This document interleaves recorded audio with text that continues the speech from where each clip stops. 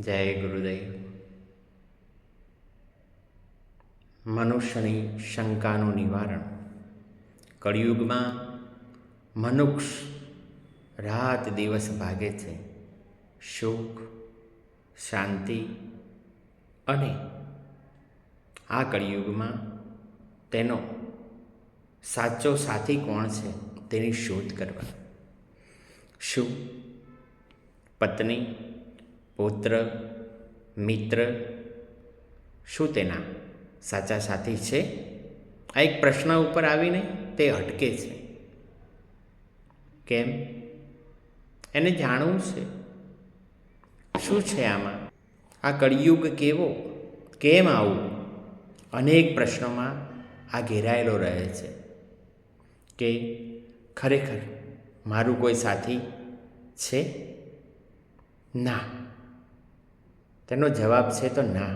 કારણ ફક્ત ને ફક્ત આ કળિયુગમાં કોણ સાથે છે? શરીર. શરીર સાથેનો જ સંબંધ છે. શરીર પૂરું, વાર્તા પૂરી.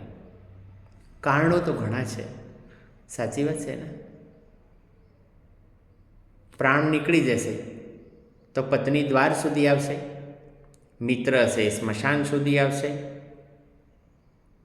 અને પુત્ર છે તે અગ્નિ સુધી આવશે. પછી શું?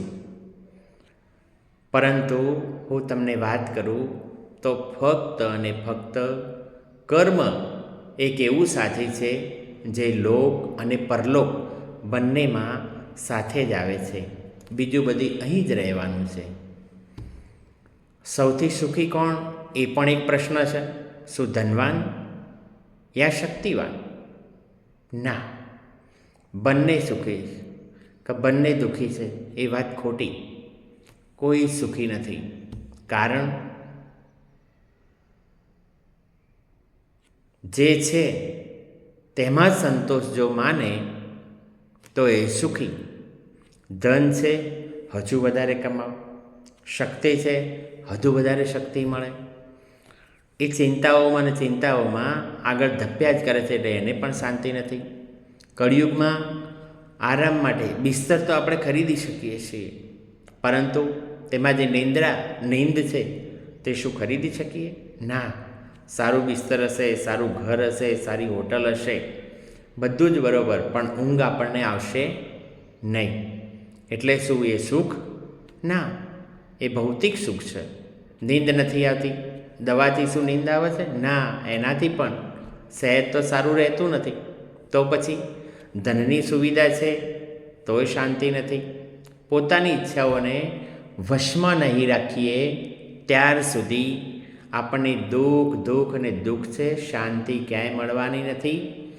આ બ્રહ્માંડનું સૌથી અમીર વ્યક્તિ એ છે કે જે કોઈ પણ વાતમાં, કોઈ પણ ઠેકાણે સંતોષ માને છે કે ભગવાને જે કર્યું, જેટલું આપ્યું એમાં સંતોષ છે. તો જ શક્ય. વ્યક્તિ તીર્થે તીર્થે ભટકે છે, પથ્થરની મૂર્તિમાં ભગવાનને શોધે છે. ભગવાન તો ઘરે છે, મા બાપ આપણા. ભગવાન એમાં જોઈ લો. ના, એવું કરવું નથી. બહાર ફરવું છે, યાત્રાઓ કરવી છે.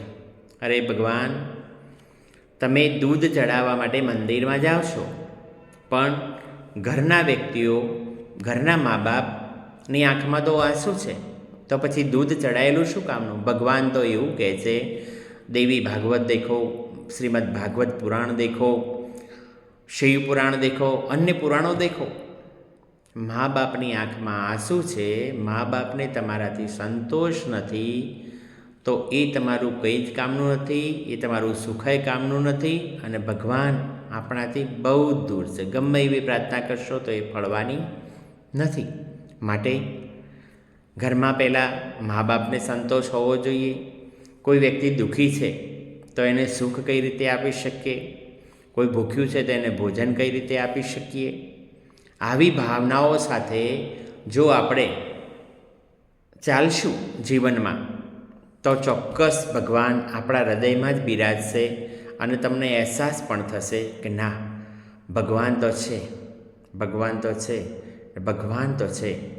મનુષ્ય પોતાનું કલ્યાણ જો ઈચ્છતો હોય તો નેકી રાખવી પડે, લેટ ગો કરવાની ભાવના થોડી રાખવી પડે અને ફક્ત ને ફક્ત સારા કર્મ કરવા કે જેથી કરીને ભગવાન આપણી નજીકમાં આવે, ઓટોમેટિકલી આપણી પાસે આવે અને તો જ આપણને અહેસાસ થાય કે ના, મારું જીવન કલ્યાણમય છે અને હું સુખી છું. નહીંતર તો સુખ વગરનું ગમે એવી ભૌતિક સુવિધાઓ નકામની છે. માટે કહેવાય છે ભગવાનને પામવા દરેક વ્યક્તિમાં ભગવાનનું સ્વરૂપ દેખવું. ઓમ શાંતિ.